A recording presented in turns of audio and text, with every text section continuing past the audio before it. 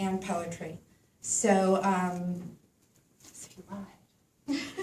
but the first thing that I'm going to be doing was part of a larger project, was published in this thing called One Picture, 100 Voices, and basically they put up a picture online for people who are interested in submitting, and they asked people to write either fiction, nonfiction, or poetry based on how they saw this picture, and I wish that I could have projected it for you.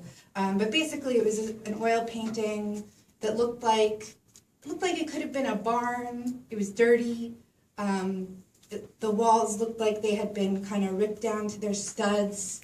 And I wrote a piece of creative nonfiction, which you guys are probably more familiar with being called memoir.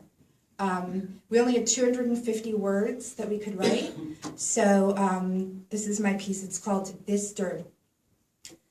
This mound of dirt used to be the kitchen in my father's house, when it was a house, before workers came to strip it to the foundation to remake history. The walls were saffron when my mother was alive, and the floor, which once was clean, was vinyl with swirling geometric pattern, dizzying if you stared too long. Now it is all covered in dirt. Dirt covers the acrid smell of fear, the nauseating fear of my father, by my father, for my father. Dirt from the grave now covers his hands, big hands, hairy and strong. Not the hands of the erudite professor he was, the hands of the brute he became. If you sift through the dirt, maybe you'll see those hands pulling on my 12-year-old arm. Maybe you'll hear the shriek as I make for the back door, as my shoulder pulls from its socket. My right shoulder, which would never be right again, even when I was older and tried to transform into a mermaid and swim away from that life.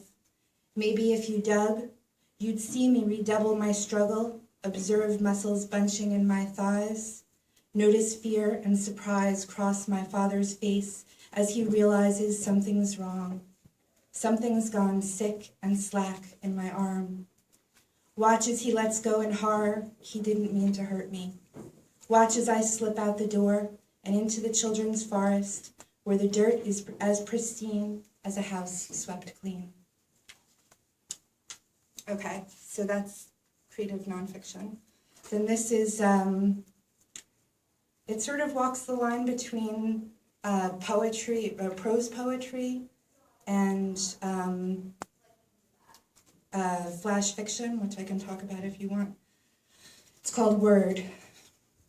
I am too sad for sadness. Grief is too small a word.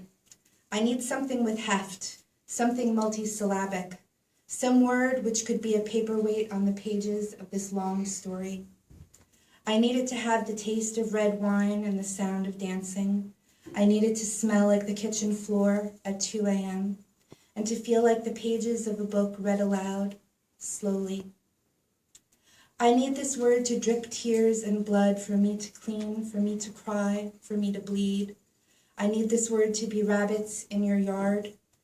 I need this word to be a noose hanging around the rafters in the garage. I need a word, something guttural, Germanic, and long, a word you need a phonetic guide to pronounce, and even then, not be sure you've said it just right. I need a word with a complex etymology, a word which only linguists and word nerds would know. I need a word appearing in the Sunday Times crossword, stumping all but a few.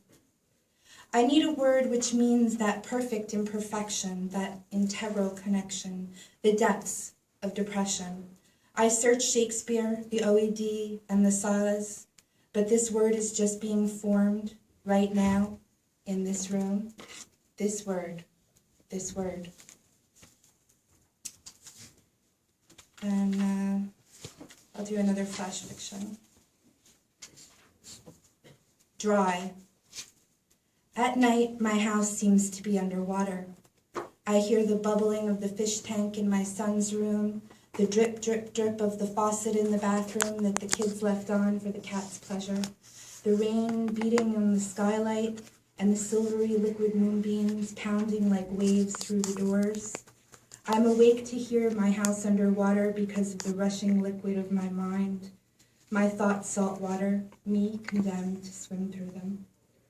My memories are waterfalls jagged with horrors which rip and tear at the soft flesh of my soul, and I go over. No wheelbarrow, no life vest, no chance of rest. The pouring of water in the kitchen pricks me. My children are thirsty for more than I can provide. They are insatiable. I no longer make their milk from my breasts. These breasts are all that are dry in this house, underwater, empty of anything that could give life. I swim. I am a mermaid, and I swim through the house tirelessly because I must, because to stop is to drown, and because I am not ready to die, although I long for rest. I long for rest. My lover lies so still in our bed, gills have formed under his head, and he dreams dreams too delightfully dry for comprehension. I swim around him and watch him sleep with awe, with absolute awe. And just as it does for the itsy-bitsy spider, the sun comes out again and dries up all that remains, except for the tears on my face, faced with the sleepless nights submerged in the ocean of my mind, and the day ahead, parched and dry.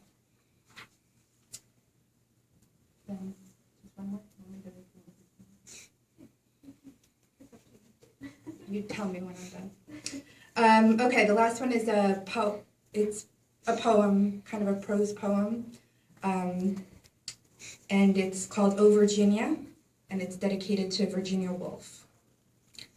Oh, Virginia, if only I could have been there that day in March, a mermaid on the Ouse River, to gently take the rocks you put in your pockets, to let them fall to the silty river floor. Oh, Virginia, let me put my lips softly to your ears to remind you that it passes. It always passes. Rise with me, Virginia, from the depths of this disconsolate river.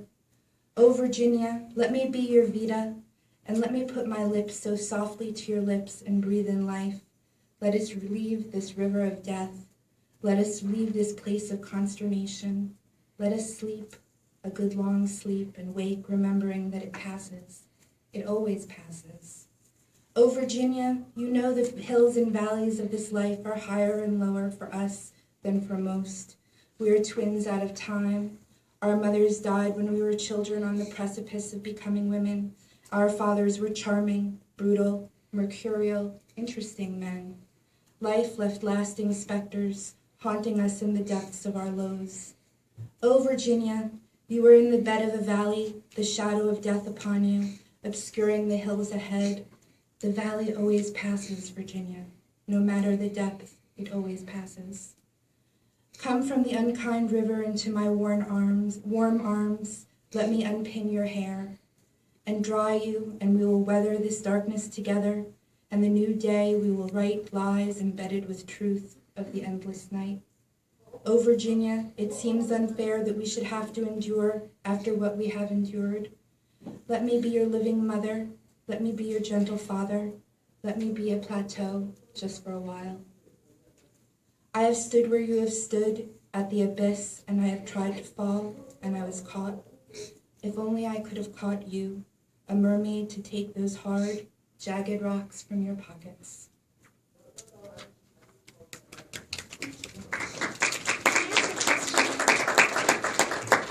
Can you just explain to the audience who Virginia Woolf is and what's going on with that poem so we get a context of who she is, what she's written, and why you're talking about this? Virginia Woolf was a writer sort of at the early 20th century. She was a really famous writer even in her own lifetime, and she suffered from bipolar disorder, which was then called manic depression. And she ended up committing suicide when she was 59, and that's how she did it. She walked into the Ouse River, filled the pockets of her jacket with rocks, and just walked in. I can't even imagine the chutzpah it takes to do that. Seems like a terrifying way to kill yourself to me. But I've always had a lot of affinity with Virginia Woolf because we have very similar histories. So that's sort of what this is about. You know, she was 13 when she lost her mother. I was 11 when I lost my mother. She was 22 when her father died. I was 25 when my father died. Our fathers were both bipolar. Our fathers were both well-known and well-liked men outside of their own homes, and within their own homes they were brutal, unpleasant men. And I also suffer from bipolar disorder, and it's something I write a lot about. So it's really an interesting thing. And this poem, I tried to, you know, talk about the hills and valleys of bipolar disorder. You go into these depressions, these horrible depressions, and then, but they end. They always end. But if somebody's not there to catch you, you can fall.